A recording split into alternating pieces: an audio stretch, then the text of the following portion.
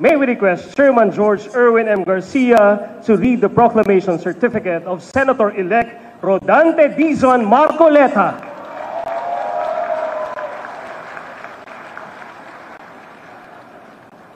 The National Board of Canvassers, we, the Chairman and Commissioners of the Commission on Elections, sitting en banc as the National Board of Canvassers of the May 12, 2025 national and local elections, do hereby proclaim Rodante Dizon Marcoleta as Senator-elect to serve for a term of 6 years ending on June 30, 2031 in accordance with Section 4, Article 6 of the Constitution of the Republic of the Philippines, given this 17th day of May 2025 in the city of Manila. Signed, George Erwin Garcia, Chairman.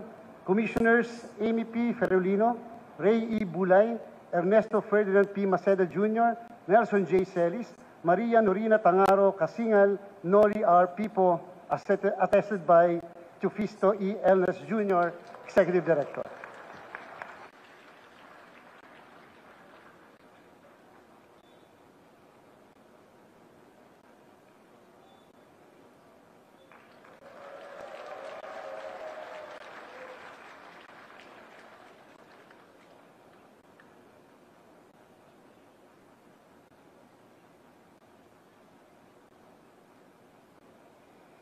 May we request the family and friends of Senator Marcoleta to come up the stage for a photo opportunity.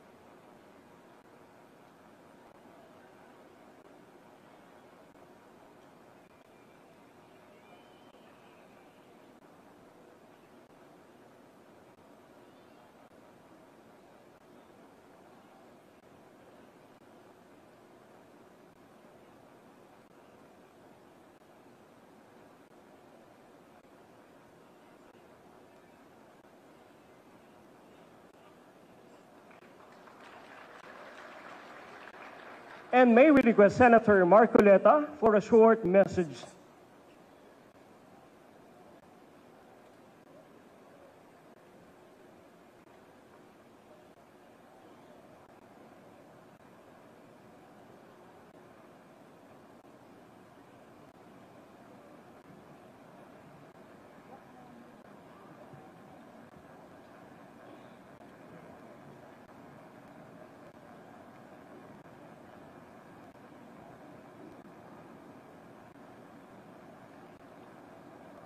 Mga minamahal kong mga kababayan, sa ngalan po ng aking pamilya, ako'y taus-puso pong nagpapasalamat sa natatanging pagtitiwala na ipinagkaloob ninyo sa akin at sa pagkakataong makapaglingkod bilang isang senador ng ating bansa. Ang tagumpay na aking nakamit ay tagumpay po nating lahat. Para sa akin po, ito ay tagumpay na rin ng pag-iral ng demokrasya sa ating bansa. Isang panibagong yugto na nangangailangan ng nagkakaisang pagkilos para sa kabutihan ng ating bansa. Ang pagtitiwalang ito ay hindi lamang katuparan ng isang karangalan na iginawad sa akin. Higit sa lahat, ito po ay sumasagisag sa isang mahalaga ngunit mabigat na pananagutan. Ang paglilingkod ng buong katapatan. Pagsisikapan ko po ito ay aking balikatin. Hanggang sa aking mapatunayan sa inyong lahat na ako po ay karapat-dapat sa iginawad ninyong pagtitiwala. Ang kailangan po natin ngayon ay pagtutulungan, hindi hidwaan. Ang kailangan po natin ay hindi paligsahan ng akusasyon, kung hindi paghanap at pagtuklas ng mabisang pamamaraan tungo sa kaunlaran. Ang 6 na taon na ibinigay po ninyo sa akin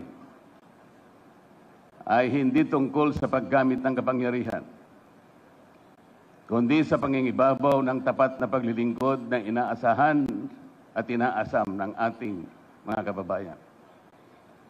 Hindi po ito tungkol sa pansariling kapakinabangan, kung hindi ito ay sa kapakanan at interes ng bawat isang Pilipino.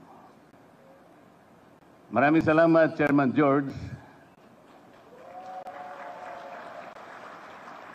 at sa buong kawani at mga opisyalis ng Komisyon ng Halalan. Maraming salamat po sa sakripisyo ng aking pamilya. Magandang hapon po sa ating lahat.